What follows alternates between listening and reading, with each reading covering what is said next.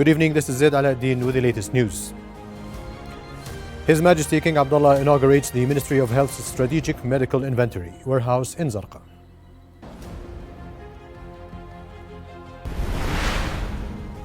His Majesty the King stresses the importance of enhancing the food industry's contribution to the national economy.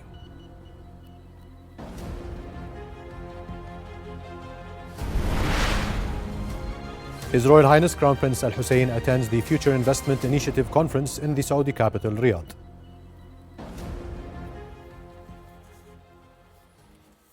Now for the details.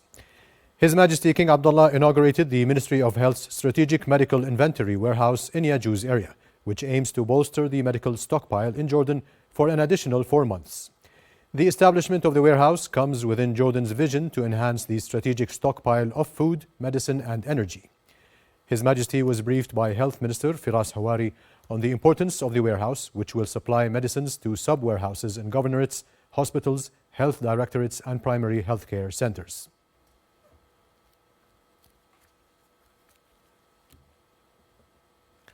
His Majesty the King stressed the importance of enhancing the food industry's contribution to the national economy, noting its significance in achieving food security for Jordan, creating job opportunities and increasing exports.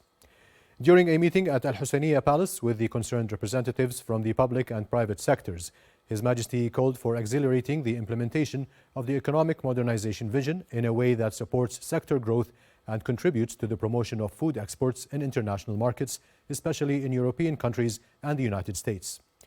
The King stressed the need to expedite abiding by food chain traceability standards, which provide information on food from production to sale, as requirement to expand the reach of local products in global markets.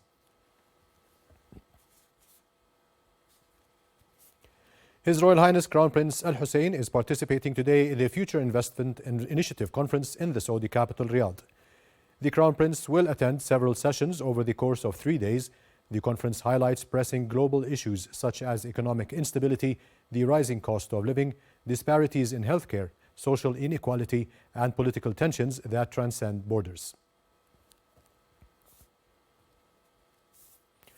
A military source at the General Command of the Jordan Armed Forces Arab Army said 2 drones crashed this morning in northern Jordan after veering off course and entering Jordanian airspace.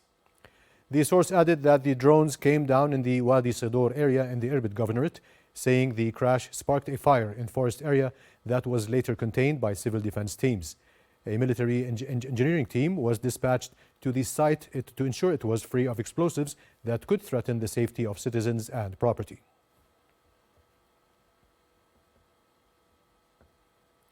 Jordan condemned the Israeli Knesset's approval of draft laws restricting the work of UNRWA in the occupied Palestinian territories.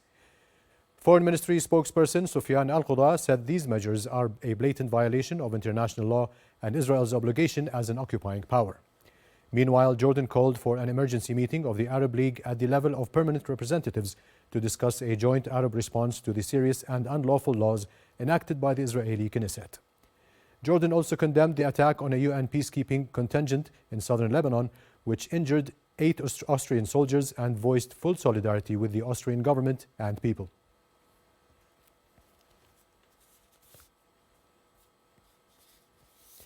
In the Gaza Strip, the Health Ministry said Israeli forces bombed a 5-story residential building in Beit Lahia, killing at least 109 people, including children.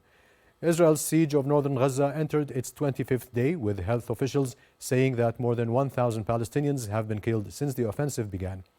Meanwhile, the Israeli army said 4 of its soldiers fell in combat in the northern Gaza Strip during a single incident in which 1 other soldier was severely wounded.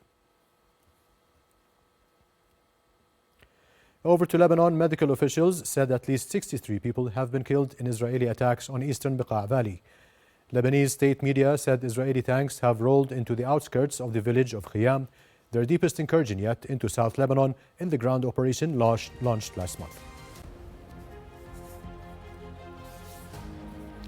That's it for tonight. Thank you and goodbye.